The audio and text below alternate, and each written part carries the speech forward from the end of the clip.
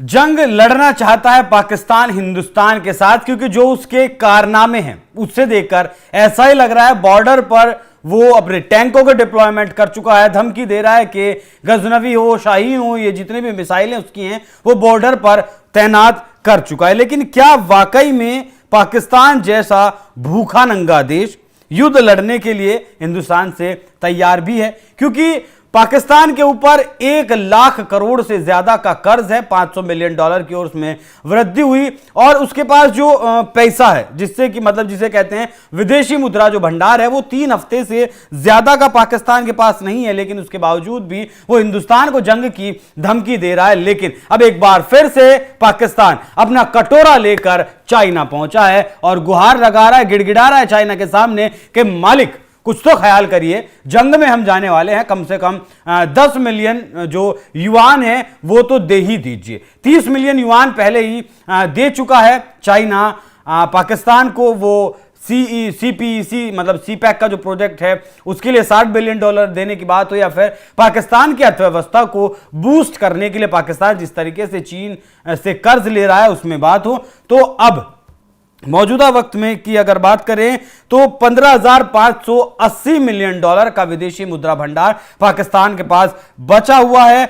इसे अगर अरब डॉलर में देखें तो $4.6 अरब जो 3 हफ्ते के आयात के लिए ही काफी है। वहीं $100 अरब से ज्यादा का उसके ऊपर कर्ज है, $500 मिलियन, और अभी 2024 के अंत में बढ़ा था। वहीं अगर भारत की बात करें तो $677.8 अरब का हिंदुस्तान के पास विदेशी मुद्रा भंडार है। मतलब कहां पाकिस्तान का $4.6 अरब, कहां हिंदुस्तान का $677.8 मिलियन।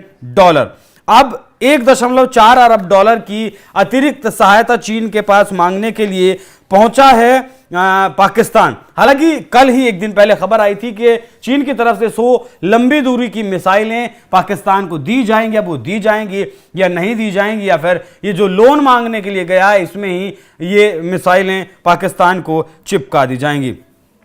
विश्व बैंक की अगर बात करें तो विश्व बैंक भी विश्व बैंक से भी लोन लेने की जो बात है वो लगातार पाकिस्तान कर रहा है। लेकिन विश्व बैंक अपनी शर्तों को मनवाने पर के बाद ही पाकिस्तान को लोन देने के लिए राजी है, जो कि IMF की शर्तें पाकिस्तान के लिए मानना बिल्कुल भी मतलब उसके लिहाज से सही नहीं है। उसके देश के लिहाज से पाकिस्तान की अर्थव्यवस्था लंबे वक्त से चुनौतियों का सामना कर रही है। विदेशी कर्ज हो, बढ़ती महंगाई हो, या फिर कमजोर उसकी मुद्रा का होना हो, वो लगातार उसके लिए मुश्किलें खड़ी कर रही हैं। चीन के साथ मौजूदा वक्त में 30 अरब युआन के मुद्रा विनिमय समझौते को बढ़ाकर 40 अरब युआन करने का अनुरोध किया गया। मतलब मुद्रा विनिमय समझौते से मतलब है कि इतने पैसे का आप हमें सामान दे दीजिए, या फिर इतने पैसे का हम आपसे व्यापार कर लेंगे।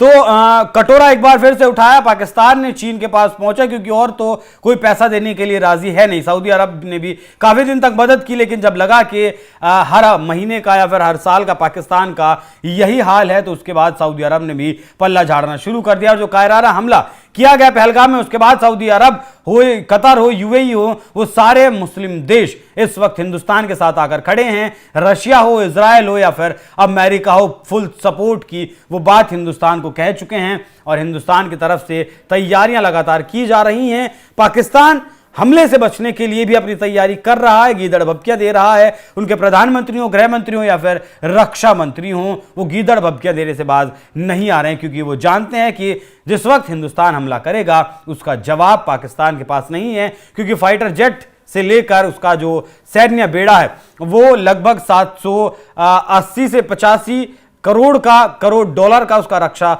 बजट है, और हिंदुस्तान का अकेले $7,500 करोड़ का बजट है। तो किसी भी लिहाज से पाकिस्तान हिंदुस्तान के सामने नहीं खड़ा होता, वो पाकिस्तान हिंदुस्तान के सामने बौना नजर आता है। अब देखना दिलचस्प होगा कि पाकिस्तान चाइना कुछ डॉलर पाकिस्तान के कटोरे में डालता है या नहीं, ये देखने वाली बात रहेगी। बाकी इस पूरे विषय पर आपकी क्या कुछ राय, कमेंट कर हमें जरूर बताइएगा। नमस्कार।